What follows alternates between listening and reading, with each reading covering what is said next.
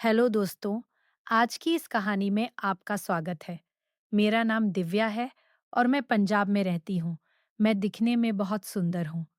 मेरी नीली नीली आंखें, सुंदर बहे और गुलाबी होठ, कमर के नीचे तक लहराते काले घने और लंबे बाल है। 5 फीट 5 इंच की हाइट है और मेरे कोमल शरीर पर जगह जगह पर एक से बढ़कर एक प्राकृतिक सुंदरता उभरी हुई है। और मेरे इस शरीर के उतार चढ़ाव को देखकर कोई भी मर्द या लड़का अपने ख्यालों में पूरी तरह से खो जाएगा। मेरी शादी को 5 साल हो गए हैं। मेरे पति एक व्यापारी है। पैसे की वजह से वो अपनी पसंद की कोई भी चीज लिए बिना नहीं रह सकते, चाहे वह कोई चीज हो या कोई महिला हो या लड़की। जिसे भी वह पसंद करते, उसे किसी भी तरह हासिल करके ही रहते हैं और उसके साथ संबंध भी बनाते हैं। मेरे पति घर पर कम और बाहर ज्यादा समय बिताते हैं, इसलिए वे घर में ज्यादा नहीं रहते। इस कारण मैं भी उनसे कम नहीं हूँ। मैंने भी अपनी जिंदगी में बहुत मस्ती की है। हमने अपने घर में एक नौकर रखा था। अचानक उस नौकर को घर जाना पड़ा, तो मैंने उससे कहा, तुम घर जा रहे हो, तो यहाँ का काम कौन करेगा? उसने कहा, मालकिन आप चिंता मत कीजिए, मैंने अपने बेटे को बुला लिया है और वो मेरी जगह काम करेगा। मैंने पूछा, उसे काम करना आता है? वह बोला, मालकिन, मेरा बेटा बहुत अच्छा काम करता है। गर्मी की छुट्टियों में उसका बेटा गांव से हमारे घर आ गया। अब वही लड़का घर की साफ सफाई, झाड़ू लगाना, बर्तन धोना या कोई भी दूसरा काम करता। हमारे घर में खाने पीने का अच्छा इंतजाम था। किसी पर कोई रोक टोक नहीं थी। खाली समय में वह अक्सर हॉल में बैठकर टीवी देखता। एक दिन मुझे एक पार्टी में जाना था। रात में मैं पार्टी से बहुत देर से वापस आई और उस रात मैंने बहुत शराब पी ली थी, इसलिए सुबह देर तक सोती रही।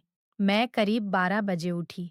उस समय कमरे के पर्दे अभी भी बंद थे, जिससे मुझे अभी भी रात जैसा अंधेरा लग रहा था। मैं थोड़ी देर और सोई, फिर उठकर बैठ गई। मैंने नौकर को आवाज लगाई और उसे बुलाकर चाय लाने के लिए कहा। फिर मैंने रिमोट उठाया और टीवी चालू किया। रात को सोते समय मैं अक्सर शर्ट और पजामा पहनती हूँ।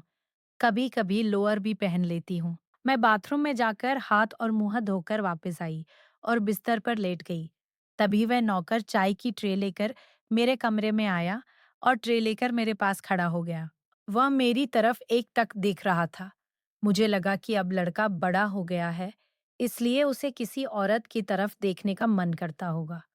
लेकिन मैंने उसकी तरफ ध्यान नहीं दिया। वो देख रहा है तो देखने दो, मेरा क्या कर लेगा। फिर मैं चाय पीने लगी, लेकिन वह मेरे पास खड़ा ही रहा। मैंने उससे पूछा, क्या हुआ? तुम्हें कुछ कहना है? उसने कहा, नहीं। मैंने कहा, तो फिर यहाँ क्या कर रहे हो? फिर वो तुरंत चला गया। कुछ देर बाद मुझे लगा कि मुझे उसके साथ ऐसा बर्ताव नहीं करना चाहिए था। मैं उसके बारे में सोचने लगी, उसे बुरा तो नहीं लगा होगा। मैं चाय लेकर बिस्तर पर लेट गई और रात की पार्टी याद करने लगी। पहले मैं सीधी लेटी, फिर उल्टी होकर लेट गई। मैं अपने ही ख्यालों में खोई हुई थी, तभी उसने फिर से दरवाजा खोला और अंदर आ गया। चाय का कप उठाकर उसने मेरी ओर देखा। वह बस मेरी तरफ ही देख रहा था। उसके मन में क्या चल रहा था, यह मुझे मालूम था। मैं भी उसकी ओर देखी और इस बार उसकी हालत मुझे पहले से भी ज्यादा अजीब लगी। उसे थोड़ी शर्म आ रही थी, लेकिन फिर भी वह चोरी चुपके मुझे देख रहा था।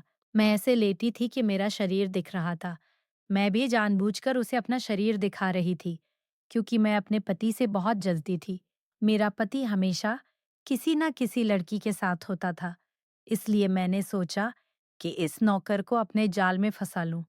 फिर मैंने उसे जानबूझकर अपने कमरे की सफाई करने को कहा। उसने कहा, मालकिन, मैंने पहले ही सफाई कर दी है। मैंने उसे चिढ़ाते हुए कहा, क्या तुम सच में सफाई कर दिए हो? मैंने मजे लेते हुए कहा, तुमने सफाई कहाँ की है? यहाँ इतनी धूल दिख रही है। वापस जाओ और फिर से सफाई करो। फिर वह चला गया और कुछ देर बाद सफाई का सामान लेकर वापस आया और कमरे का फर्नीचर साफ करने लगा। मैं टीवी देख रही थी, लेकिन मेरा पूरा ध्यान उसी की तरफ था। मैं यह जानना चाहती थी कि उसके मन में क्या चल रहा है, वह मेरी तरफ क्यों देख रहा है। मैंने उससे पूछा, तुम गांव में क्या करते हो? उसने कहा, मैं गांव में बच्चों को पढ़ाता हूँ। फिर मैंने पूछा, क्या तुम सिर्फ पढ़ाई कराते हो या कुछ और भी कराते हो? उसने जवाब दिया, मैं शाम को अखाड़े जाता हूँ। मैं हंसी और उससे बोली, तो तुम पहलवान हो? फिर मैं मजाक में बोली, तुम्हारे शरीर को देखकर तो नहीं लगता कि तुम पहलवान हो। उसने कहा, कुश्ती में शरीर नहीं बनता, ताकत आती है। मैंने अभी अभी शुरू किया है। फिलहाल मैं सिर्फ अखाड़े की मालिश करता हूँ, ट्रेन साफ करने और गायों का दूध निकालने का काम करता हूँ। मैंने पूछा, क्या तुम्हें मसाज करना आता है? उसने कहा, हाँ, मैं बहुत अच्छी मसाज कर लेता हूँ। उस्ताद जी सिर्फ मुझसे ही अपनी मसाज करवाते हैं।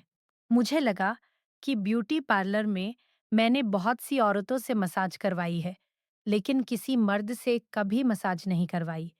मुझे लगा कि अगर ये मुझे मसाज करेगा, तो कितना आराम मिलेगा। मैंने उससे पूछा, तुम्हारा नाम क्या है?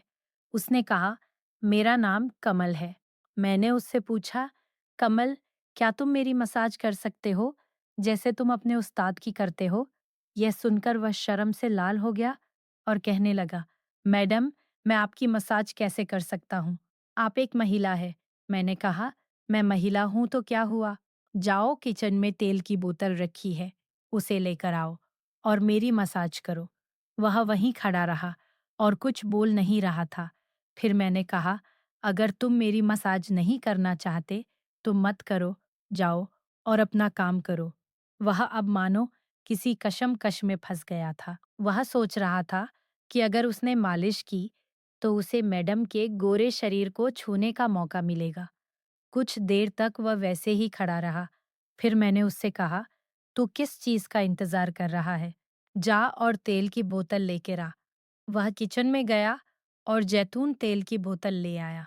मुझे भी कई दिनों से मसाज नहीं मिला था और मेरा शरीर अकड़ गया था। मैं सीधा लेट गई और वह मेरे पैरों के पास आकर बैठ गया। वह मेरी ओर देख रहा था और मैं उसकी ओर देख रही थी। दोनों के मन में एक अजीब सी हलचल थी। मैं सोच रही थी कि मेरे शरीर की मालिश करते करते वो अपने पर काबू नहीं रख पाएगा और मेरा काम हो जाएगा। इतने जवान लड़के के साथ मैंने पहले कभी मसाज नहीं करवाई थी। मुझे भी थोड़ा अजीब लग रहा था कि क्या वो ये सब कर पाएगा। वह तो जवान है, लेकिन क्या वो पूरी तरह से एक आदमी बन गया होगा या नहीं? वह भी शायद इसी तरह कुछ सोच रहा होगा।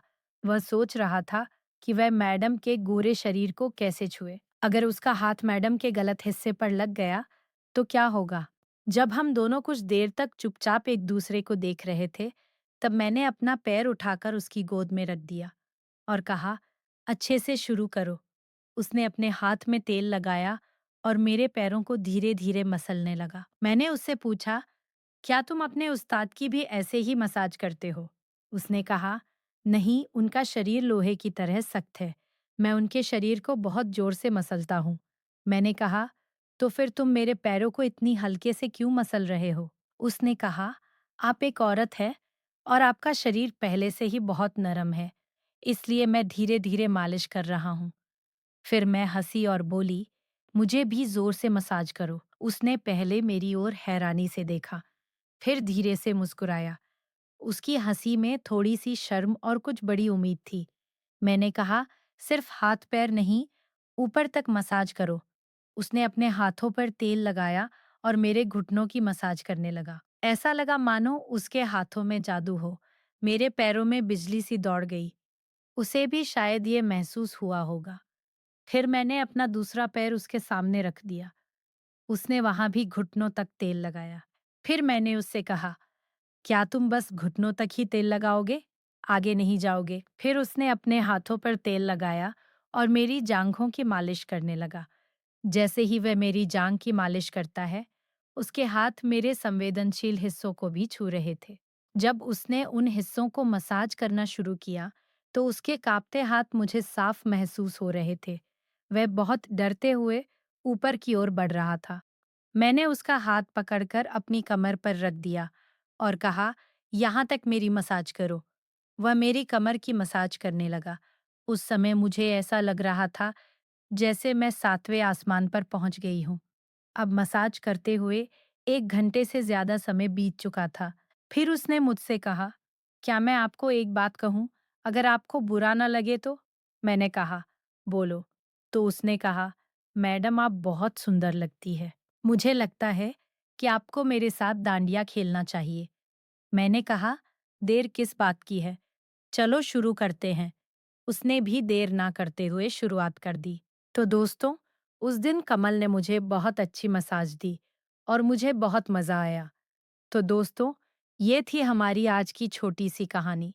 आपको ये कहानी कैसी लगी कमेंट करके ज़रूर बताएं।